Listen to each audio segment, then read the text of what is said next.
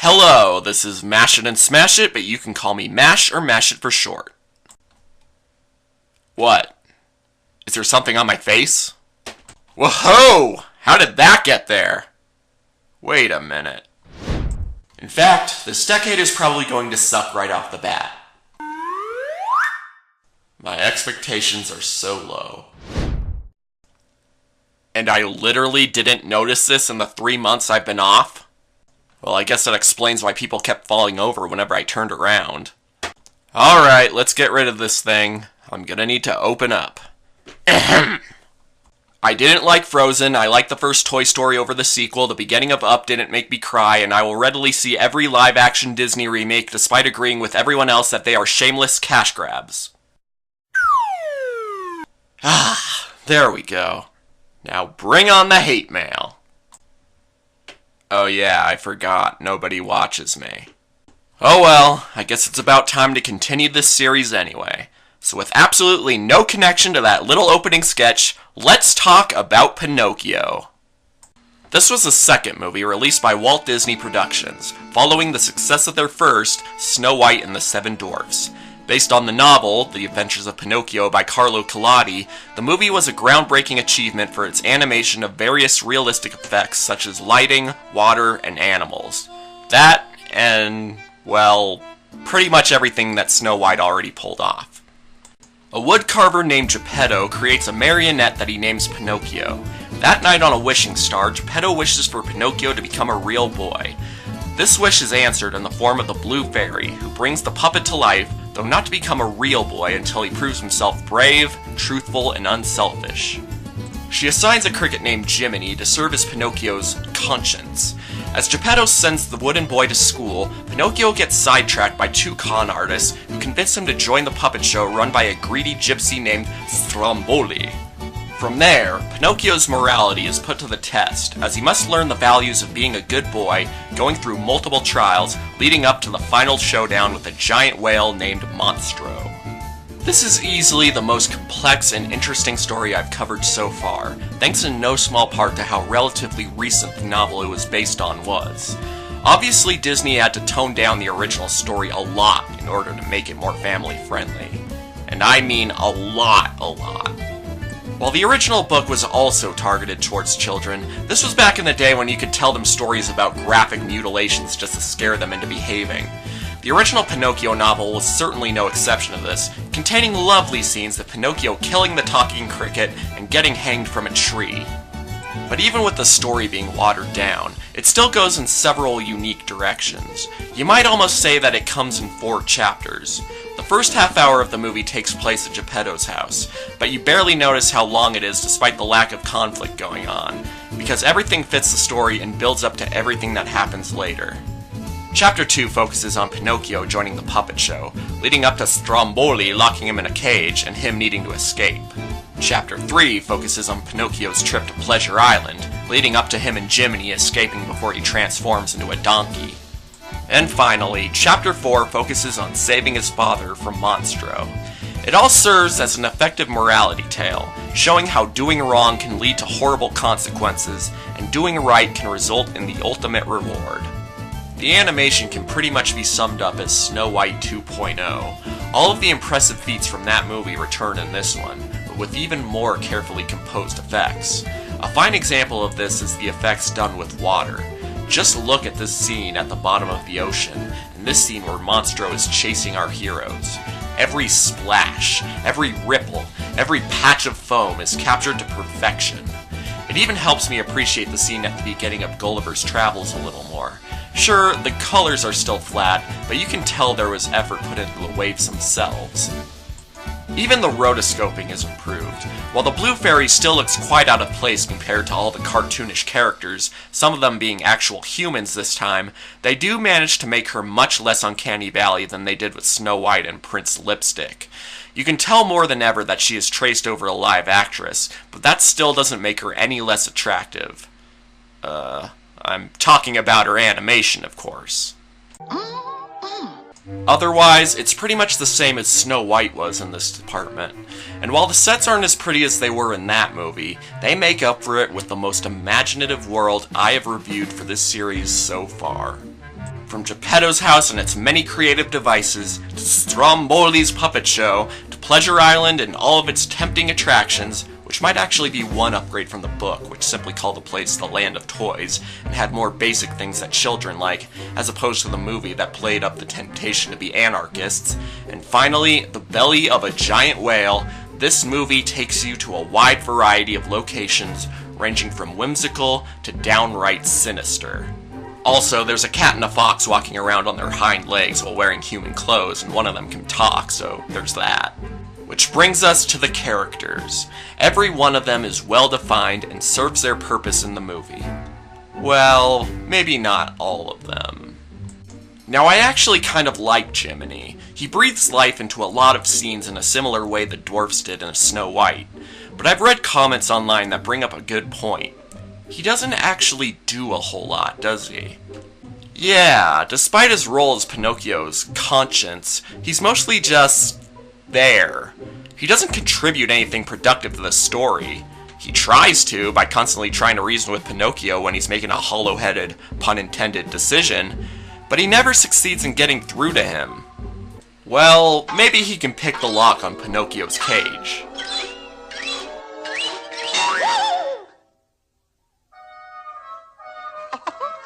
Must be one of the old models. Nope. I think there was a good character waiting to get out, but if he can't manage to do anything to further the plot, then that is a problem. I still like him, but I'm obligated to give all of my reviews a least favorite character, and I'm gonna have to reluctantly give it to him, for failing to live up to his potential as an actual supporting character. But hey, he's still up there with Mickey and Tinkerbell as one of Disney's big mascots, so whatever. Pinocchio is a very likable protagonist, easily the most complex I've covered in this series so far, which already puts him head and shoulders above the others. He's mostly innocent, but is perfectly susceptible to manipulation, as well as being tempted to do what he pleases as opposed to what's right. This is a pretty stark contrast to the character in the book, who was a horrible little brat from the beginning, but very gradually improved, with some occasional bad decisions along the way. Which of these versions is superior is up for debate, but I think the writers made the right call with the characterization in this movie, because it works better for the tone of the film. Geppetto is also very likable. He is quite quirky, which should be quite evident with all the crazy clocks and music boxes he made, but he also makes for a very caring father figure to Pinocchio. You can even buy the idea of him wishing that this puppet he created was real, because he's clearly lonely enough to want some kind of family that isn't a pet, and is eccentric enough to get attached to his own creation, especially if it resembles the ideal child for him. Figaro is adorable. I don't care if he's just there to give the movie a cute animal comic relief, they managed to capture the mannerisms of cats really well with him while also giving him perfectly cartoonish mannerisms at the same time. Cutest cartoon cat ever. Suck it, Nermal. Oh yeah, and Cleo's cute too. But also very flirty and seductive. Are they seriously trying to make a goldfish sexy? Speaking of sexy, I'm just kidding, folks. Cool your Tumblr blogs. There's not really much to say about the Blue Fairy that I haven't already said, but while there's not much to her character, she serves her purpose fine, and has a nice presence as well. I like the rotoscoping on her, okay? Jeez, progressives love to jump to conclusions, don't they? But to me, the characters that steal the show are the villains. All 5 of them. Going back to the 4 chapters thing, after the first one that mostly serves as a half-hour introduction, the other 3 each have their own villain, as well as a recurring duo of antagonists throughout. The recurring antagonists work for one of the main villains and do business with another, whereas the last main villain kinda serves as the final boss, if you will. So pointing out who the movie's primary antagonist is would be tricky to say the least. Stromboli makes for an effective antagonist for the first of Pinocchio's several adventures. He's very much a showman both on and off the stage of his puppet show, very entertaining while also hiding a sinister, greedy side until his defining moment, when he throws Pinocchio in a cage and threatens to make firewood out of him. And now for an important question. Who is the most evil Disney villain of all time? The self-proclaimed mistress of all evil, Maleficent? Nah. The murderous Scar? Not quite. The genocidal and sacrilegious Claude Frollo? Okay, I guess it's a close one, but this movie's Chapter 3 villain, the Coachman, is definitely up there. This man tricks countless unsuspecting young boys to come to Pleasure Island, where they can literally do whatever they want without consequence. That is, until they turn into donkeys and get sold into slavery, all while the Coachman gleefully cracks a whip at them. And worst of all, he gets away with it. Sure, Pinocchio manages to escape with Jiminy before the spell transforms him completely, but there's no big fight with this guy and his shadowy minions, and they never manage to save the other donkey kids. In fact, none of the villains are really shown suffering any kind of defeat at all. The one that comes closest is Monstro, the giant motherfucking whale. This character doesn't need to put on an entertaining performance like the other bad guys do. He's a giant motherfucking whale! And a real menacing one at that. And the big climactic chase scene at the end makes for some intense, heart-pounding action, as well as some of the best animation this movie has to offer. Not much else to say about him except giant motherfucking whale!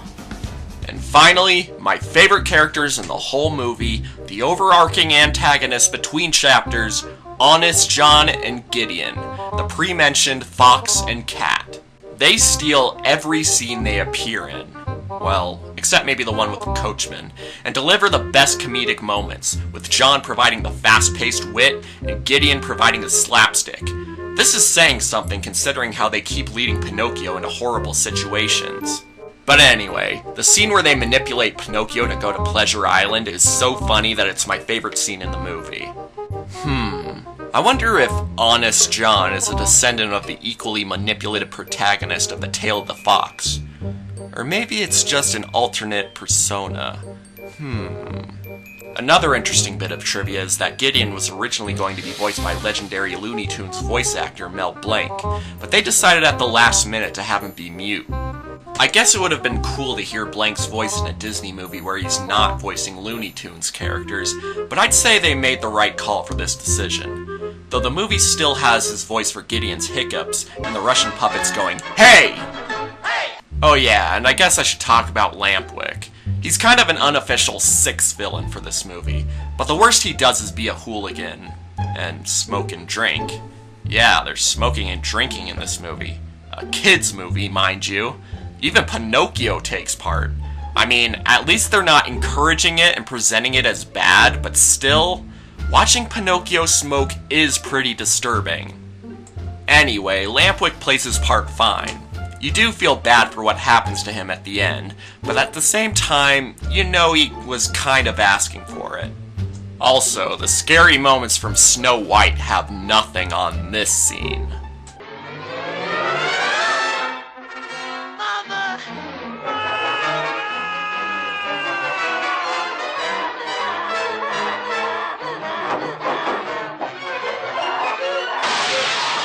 I don't know if this helps, but it's worse in the book. And it certainly doesn't help that the book implies that Lampwick, or Candlewick as he's called there, dies from labor as a donkey. So much for giving this kid any mercy. Now I have to pick a least favorite scene in this movie. Well, dang, that's a hard one, because I can't name a single moment in this movie that I don't like.